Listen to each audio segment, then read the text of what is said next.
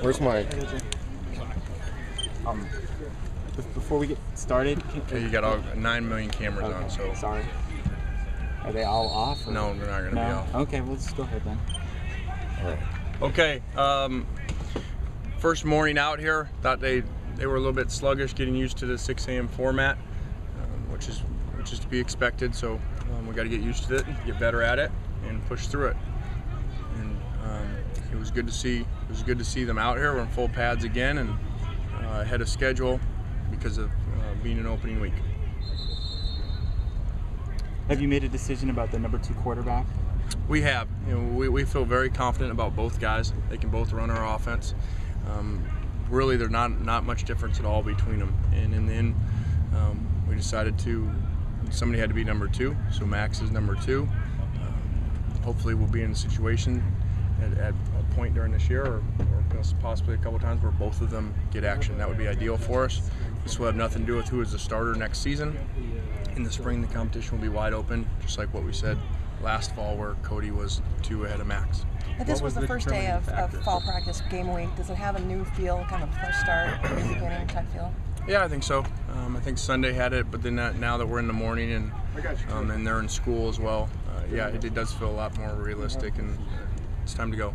Was there any 1 or 2 factors that separated Max from Cody, or that you liked what you saw about Max? Not really. It really was that they both commanded the offense really well. They both made a bunch of plays, had good numbers throughout fall, and either of them could go in at any time, I think, and run our offense. We just had to figure out who would go in the first play if needed. Now that there are so many expectations outwardly, how do you manage that inwardly? Well, we talked about it day 1 of camp, and really we don't go back to it. I think our players understand that whatever the media says, or where they're ranked, or how many preseason All-Americans, have nothing to do with winning the games. Winning the games will be about how they practice and how they prepare all week and how they perform on Saturdays. Hawaii's offensive line only has 2 upperclassmen and it's 2 deep. Is that something, would you have preferred to kind of have this defensive line get baptized by fire, or do you like that it's kind of an easy step into a game situation? I don't really think about it like that. We're just going to play who's ever on our schedule and not try to figure out what we want them to be like. And so it's about us more than anything. It doesn't matter who you play, it doesn't matter how many veterans are on a certain unit. You've got to play really well. You got to get lined. If you don't get lined up right, you don't know your assignments. It doesn't matter who you're playing. So this game will definitely be about us doing things well, especially up front on defense. Do you feel like in this first week you're going to have a good rotation of guys up front?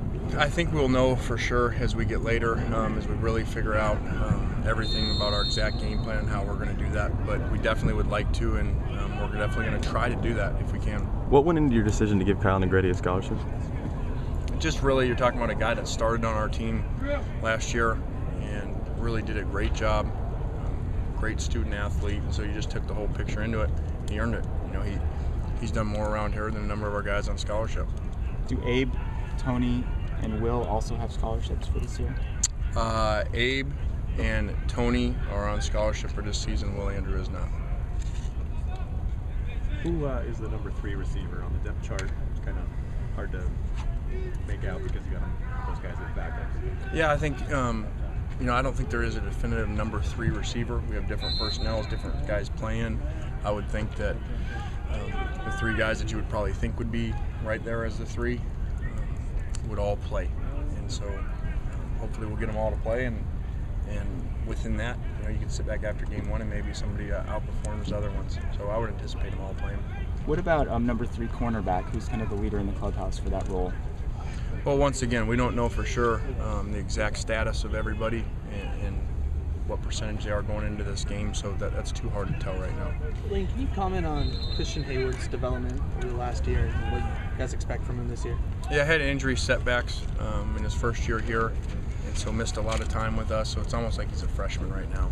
And we've seen, over the 3 weeks, we've seen a big improvement in him, and understanding our system and getting inside. And so I think that he's got a very bright future.